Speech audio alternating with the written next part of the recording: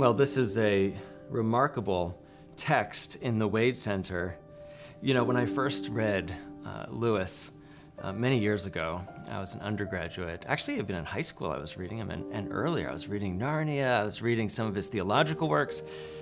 And of course, in college, as a young theology student interested in literature, I read Lewis, but I really read him in his own world, right? As a writer of his own works. I didn't really see the connections.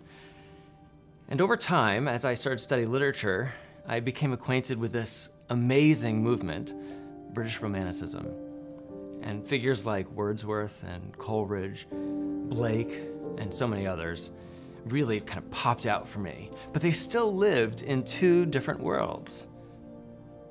And as I studied the British Romantics, my love for Lewis existed kind of on its own and gradually sort of slipped away a little bit, not forgotten, but sort of in the background. Years later, I started to look at Lewis again.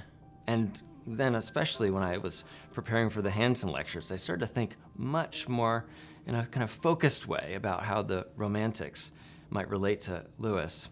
The first thing I discovered is how many of my best thoughts were actually Lewis's. And then I think I started to see connections that I had never noticed before.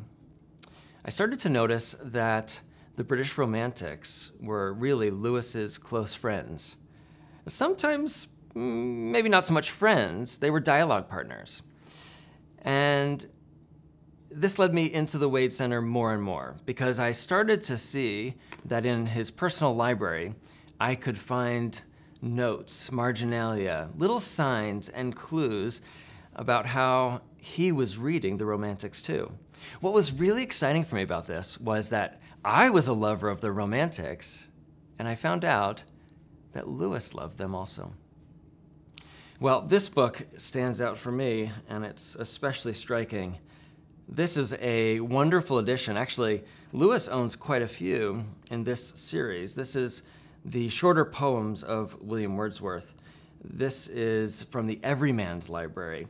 And what I love about this is that I can see as I work through the library how so many books in this series were being read carefully by Lewis. And there's something about seeing a series and as he works through them, what happens. So if I just turn so carefully through these pages, they're still very readable, but also they're very delicate.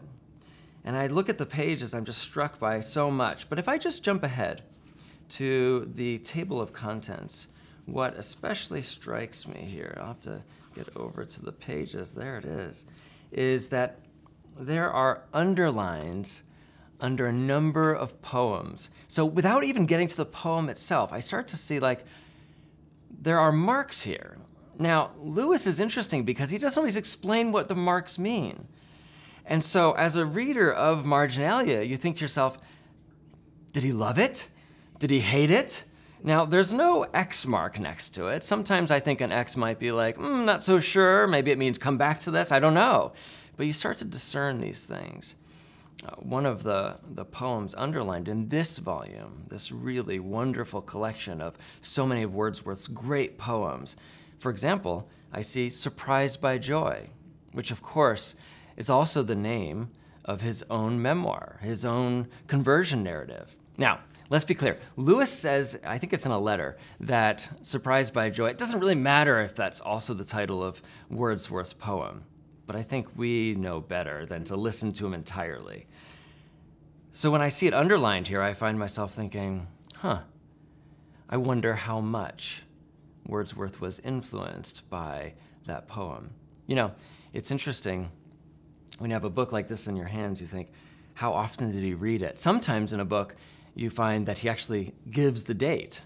He marks it down when he finishes a book or a section of a book. He'll mark the date right in there. One thing we know about Lewis is that he was reading Wordsworth when he was still a teenager, and around, let's say just before 20, I'd say he was reading Wordsworth and he would write in his letters, let's say to Arthur Greeves, he'd say, oh, I'm not so sure about Wordsworth, he's okay. And you know, Lewis, of course, wanted to be a great poet. And sometimes, as all of us perhaps, many of us at least, were when we were young, he thought, well, I will exceed Wordsworth. I'll be a better poet than him. But then over time, we find Lewis sort of warms to Wordsworth. And I think his heart warming towards Wordsworth really shows. You start to see him writing in letters about how he appreciates Wordsworth's style. There's something about the way he writes about nature and about the human spirit, and our encounters with everyday life that actually shows Lewis's deep appreciation. In fact, he comes back to Wordsworth's writings over and over again. And when he writes about that, it's actually moving how that love for Wordsworth grows. Well, there's something else about this book that's quite striking, because oftentimes you read these books and you look through the marks and you just think to yourself, well, there's not a whole lot here. Maybe there's a few notes. But in the back of this one is a very striking thing, which is there are some marginalia in which Lewis has actually written his own poetry. Now, without going into an analysis of those poems directly, to see that at the back of this book, I think, is really exciting. First of all, when you open a book, you never know what you're going to find in it. And so to find something so substantial, I think is just amazing. But second of all, once again, I think it takes us back to that archival desire we have to find something fresh and new, and that imagination that it strikes up in us. When I see those poems, I think, did he finish a selection of Wordsworth and then turn to the back and think, I'll try my hand at this. I could do better. Does he get to the end and then think, I wonder if I should try a bit of imitation here? And I think there is an element of imitation, but what strikes me more when I read these poems that he wrote in the back of this text, these still unpublished, is that he seems to be taking up some of the style of the great English poetic tradition, writing about his own experiences now, but putting them in verse at the back of this text, I think, shows a kind of love and a connection. It is a book that he has read well, likely he has read it repeatedly, and all the more, he has added something of his own self to it. And when we come to the Wade Center, I think that's what we discover.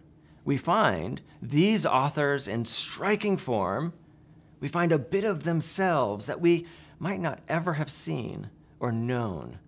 In fact, when we see it in his own autograph, when we see it in his own handwriting, there are things that stand out that you would never get from even a critical edition. And it's a powerful testament right here in this rather striking, but otherwise fairly simple book. And it's right here at the Wade.